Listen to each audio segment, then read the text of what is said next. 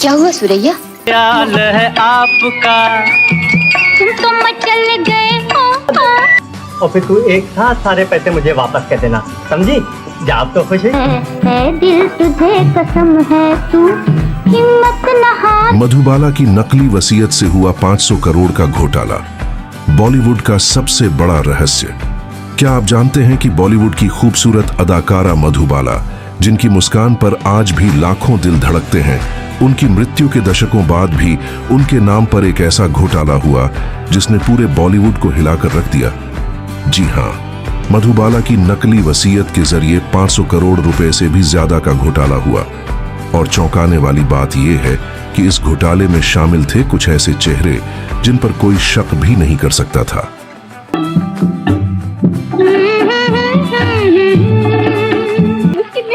हाँ बहुत अच्छा हुआ। मेरी गाड़ी खराब हो गई है। कल रिपोर्ट करने। सालों तक मधुबाला की संपत्ति को लेकर विवाद चलता रहा। अचानक एक दिन एक कथित वसीयत सामने आई जिसमें लिखा था कि मधुबाला ने अपनी पूरी संपत्ति एक गुमनाम ट्रस्ट के नाम कर दी थी। इस वसीयत के दस्तावेज इतने असली लग रहे थे कि बड़ी बड़ी जांच एजेंसियां भी कुछ समय तक धोखा खा गईं।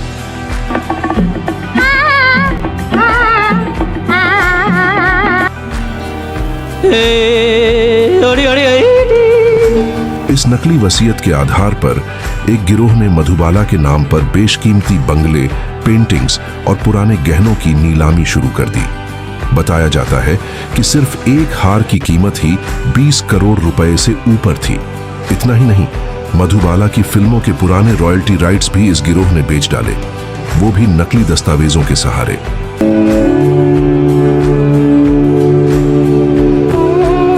मंजिल है अनजानी ठंडी हवा, ये चांद। सबसे बड़ा झटका तब लगा जब मधुबाला के कुछ रिश्तेदारों ने केस दर्ज कराया और खुलासा किया कि इस वसीयत पर मधुबाला के हस्ताक्षर तक फर्जी थे।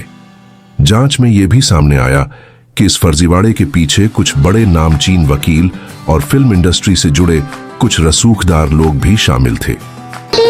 खुद ही बनेगा निशाना, तुम ही बनाना, तुम पे सितम।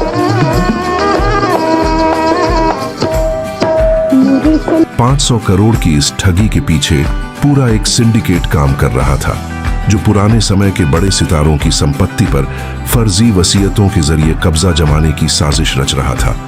और सबसे हैरानी की बात, इस पूरे षड्यंत्र की योजना करीब 15 साल पहले बनाई गई थी, लेकिन इसे धीरे धीरे और बेहद चालाकी से अंजाम दिया गया।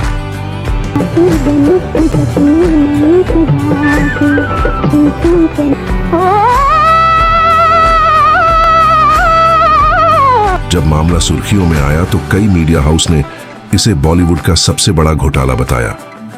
अब तक इस मामले में कई गिरफ्तारियां हो चुकी हैं, लेकिन सूत्रों का कहना है कि असली मास्टरमाइंड अब भी फरार है और विदेश में छिपा बैठा है।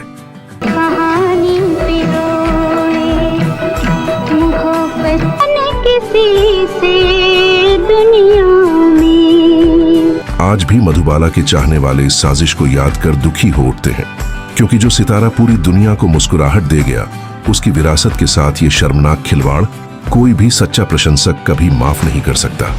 क्या कभी मधुबाला को इंसाफ मिलेगा, या फिर उनकी यादें इस घोटाले के साए में हमेशा के लिए धुंधली हो जाएंगी? आपका क्या कहना है? हमें कमेंट में जरूर बताएं।